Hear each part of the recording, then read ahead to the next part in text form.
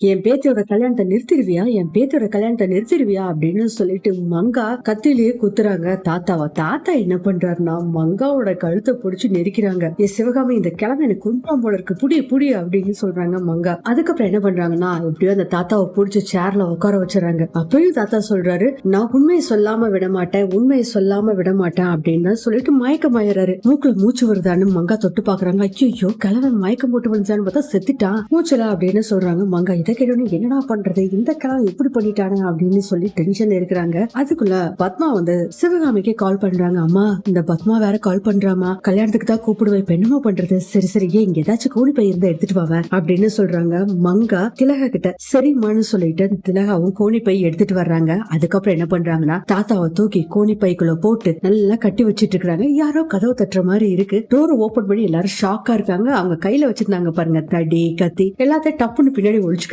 பார்த்தா அங்க வசந்த் நின்னுட்டு இருக்காங்க. நீங்க என்ன இங்க அப்படின்னு சொல்லி சிவகாமியை பார்த்து கேக்குறாங்க. இல்ல அம்மாவை தேடிட்டு வந்தேன் அப்படிங்கிறாங்க. நீங்க எதுக்கு இங்க வந்திருக்கீங்க அப்படின்னு வசந்த் கேக்குறாங்க. சிவகாமி, நான் தாத்தாவை தேடிட்டு வந்தேன் அப்படிங்கிறாங்க. இல்ல வசந்த், தாத்தா இங்க இல்ல வசந்த் அப்படின்னு சொல்றாங்க. சரி, உங்களை தேடிட்டு இருக்காங்க, முகூர்த்த நேரம் ஆயிடுச்சுன்னு நீங்க போங்க அப்படின்னு சொல்லிட்டு வசந்த் சொல்றாரு. நீ முன்னாடி போப்பா, நாங்க பின்னாடி வரோம் அப்படிங்கிறாங்க. அதுக்கப்புறம் வசந்த் மணமேடைக்கு வர்றாரு. இதுல வேற பயங்கர டென்ஷனா இருக்காங்க பத்மா. இதென்ன வசந்த் மட்டும் வர்றான், எங்க அப்பாவை காணோமே அப்படின்னு கேக்குறாங்க. வசந்த் வந்தோன்னு கேக்குறாங்க, நான் தேடி பார்த்தமா காணா அப்படிங்கிறாங்க. சரி சரி, கௌசல்யா தாத்தாவை கூட்டு வந்துருவாமா அப்படின்னு சொல்லிக்கிட்டு இருக்காங்க. கொஞ்ச நேரத்துல சிவகாமி மங்கா எல்லாம் வந்துடுறாங்க.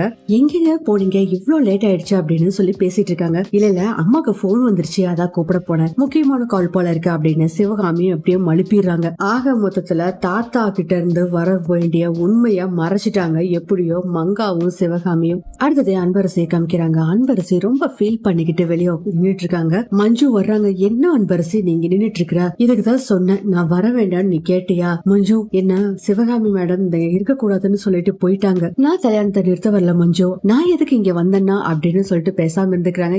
ஏன்னா அந்த போட்டோ வாங்கறதுக்காக தான் அன்பரசி இந்த மண்டபத்துக்கே வருவாங்க. அத மஞ்சு கிட்ட சொல்றதுக்கு விரும்பல. அதனால வந்து நான் கல்யாணத்தை நிறுத்த வரல, கல்யாணத்தை பார்க்க தான் வந்தேன் அப்படின்னு சொல்றாங்க. அன்பரசி, நம்ம இங்க இருக்க வேண்டாம், வா அன்பரசி போலாம் அப்படின்னு சொல்லி மஞ்சு சொல்லிக்கிட்டு இருக்காங்க. அடுத்ததே புரோகிதர் எடுத்து தாலியை குடுக்குறாங்க விஸ்வா கிட்ட. விஸ்வா தாலியை வேண்டா விருப்பா வாங்குறாரு, தாலியை கட்ட மாட்டேங்கிறாரு. பத்மா சொல்றாங்க, விஸ்வா அம்மாக்காக தாலி கட்டு விஸ்வா அப்படின்னு பத்மா சொல்றாங்க. கேக்குற மாதிரியே இல்ல. உடனே பத்மா மங்கா ரெண்டு பேரும் விஸ்வாவோட கைய புடிச்சு அந்த தாலியை கொண்டு போய் கரெக்டா நம்ம அனன்யா கழுத்துல வைக்கிறாங்க. அனன்யாக்கு அவ்வளவு ஹாப்பி. விஸ்வா திரும்பியும் கூட பாக்கலாம், அவ்வளவு கடுப்புல இருக்காரு. அதுக்கப்புறம் கொஞ்ச நேரத்துல கெட்டி மேல சவுண்ட் கேக்குது. எல்லாரும் அச்சத தூராங்க. இதை வெளியிருந்து பார்த்தா அன்பரசிக்கு மனசு ரொம்ப கஷ்டமா இருக்கு. நம்ம இனிமேல் இங்க இருக்க வேண்டாம் அன்பரசி, வா அப்படின்னு சொல்லி மஞ்சு அன்பரசியை கூட்டிட்டு போறாங்க. விஸ்வா இன்னும் கழுத்துல தாலியே கட்டலைங்க அனன்யா கழுத்துல. ஆனா எல்லாரும் அர்ச்சனை தூவிட்டு இருக்காங்க. மங்கா சிவகாமி எல்லாருமே வந்து அர்ச்சனை தூவிட்டு இருக்காங்க. நம்ம அன்பரசி பாத்தீங்கன்னா ஃபீல் பண்ணிக்கிட்டே வீட்டுக்கு வந்துடுறாங்க நடந்து. அன்பரசி வீட்டுக்கு வந்தோடனே அந்த வேலைக்கார அக்கா சொல்றாங்க, அம்மா கல்யாணம் முடிஞ்சிருச்சு போல இருக்கு, கொஞ்ச நேரத்துக்கு முன்னாடிதான் கால் பண்ணி ஆரத்தி கரைச்சு வைன்னு சொன்னாங்கம்மா, நீங்க ஆசைப்பட்ட விஸ்வா தம்பி அந்த அனன்யாக்கு கல்யாணம் பண்ணி வச்சுட்டாங்களா, எனக்கு ரொம்ப கஷ்டமா இருக்கு அப்படின்னு சொல்றாங்க. இதெல்லாம் கேட்டுட்டு ரொம்ப மனசு கஷ்டப்பட்டு அங்க இருந்து மாடிக்கு போறாங்க அன்பரசி. மாடியில வந்து நம்ம அன்பரசியோட ரூம்ப பாக்குறாங்க. செம்ம அதிர்ச்சி, எல்லாம் கலைஞ்சு கிடக்குது. என்ன அன்பரசி இது இப்படி கிடக்குது, இது எல்லாம் அந்த அனன்யாவோட வேலையா தான் இருக்கும், வா நம்ம போய் சார் கிட்ட சொல்லிடலாம் அப்படிங்கிறாங்க. பாவம், அவ கோபத்துல பண்ணிருப்பா மஞ்சு, விட்டு அடக்கி வைக்கிற கோபம் பகையா மாறும், அடக்கி வைக்கிற கண்ணீர் ஆத்திரமா பழி வாங்குற எண்ணத்தை தூண்டும். அவ கோபத்தை காமிச்சிருக்கா, அது நல்லதுக்கு தான் வச்சுக்கோ அப்படின்னு சொன்னோட கோபம் வந்துருது மஞ்சுக்கு. இப்பவும் நீ அவளுக்கு சப்போர்ட்டா பேசிட்டு இருக்கியா, உனக்கு அவ மேல கோபம் இல்லாத மாதிரி நடிச்சிட்டு இருக்க, அவங்க அம்மாவும் அவங்க பாட்டியும் உன் மேல பகையா அப்படி அலைஞ்சுகிட்டு இருக்காங்க, இதை சும்மா விடக்கூடாது, சார்ட்ட சொல்லிடலாம். பரவாயில்ல மஞ்சு விடு, இது எல்லாமே ஒரு நாள் முடிவுக்கு வரும் மஞ்சு, அவ என் தங்கச்சி தானே அப்படின்னு சொல்றாங்க. என்ன தங்கச்சியா அப்படிங்கிறாங்க மஞ்சு.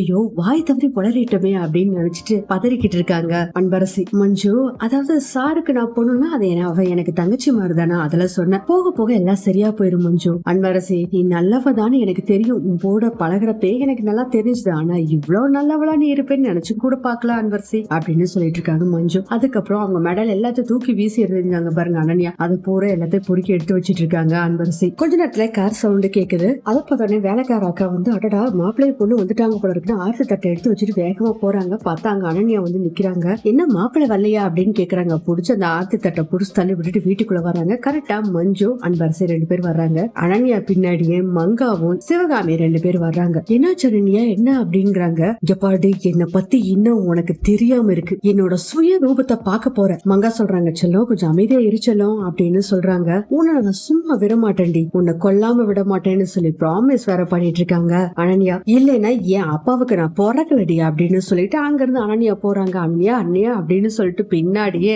அம்மாவும் பாட்டியும் பின்னாடியே போறாங்க. இவங்க எல்லாம் போன பின்னாடி மஞ்சு கேக்குறாங்க சந்திரசேகர் கிட்ட, கல்யாணம் நடந்துச்சு என்னாச்சு அப்படின்னு கேக்குறாங்க. கல்யாணம் நின்னு போயிடுச்சு அப்படின்னு சந்திரசேகர் சொன்னோன்னே பயங்கர ஷாக்கா, என்ன சார் சொல்றீங்க அப்படின்னு அதிர்ச்சியா தான் நம்ம அன்பரசு கேக்குறாங்க. அதுக்கப்புறம் நடந்தது பூரா சொல்றாரு சந்திரசேகர். தாலியை கட்டு விஸ்வா, தாலியை கட்டு அப்படின்னு பத்மா ஒரு பக்கம் சொல்லிட்டு இருக்கா. தாலியவே வாங்க மாட்டேங்கிறாரு. வேண்டாம் விருப்பா கையில வாங்கிதான் வச்சிருக்காரு விஸ்வா. அதுக்குள்ள உடனே விஸ்வா கிட்ட வந்து தாலியை கட்டுன்னு கைய அப்படி விஸ்வா கைய புடிச்சு நம்ம அனன்யா கழுத்து கிட்ட கொண்டு போறாங்க. எல்லாரும் அதுக்குள்ள அச்சரை எல்லாம் போடுறாங்க, கெட்டி மலம் கொட்டுறாங்க. அதை பார்த்துட்டு இவங்க கல்யாணம் நடந்துருச்சுன்னு சொல்லிட்டு அன்பரசி அங்க இருந்து போயிடுறாங்க. ஆனா இங்க தாலியை கட்டுன்னு சொல்லிட்டு இருக்காங்க பத்மா. கௌசல்யா வேகமா ஓடி வந்து அத்தா அப்படின்னு பயங்கர பதட்டமா கத்துறாங்க. கத்துறத பார்த்துட்டு எல்லாரும் அப்படி பாக்குறாங்க. தாத்தா இறந்துட்டாரு அப்படிங்கிற விஷயத்த சொல்றாங்க. எல்லாத்துக்குமே பயங்கர அதிர்ச்சி ஆயிருது. இதோட இந்த எபிசோட் முடியுது.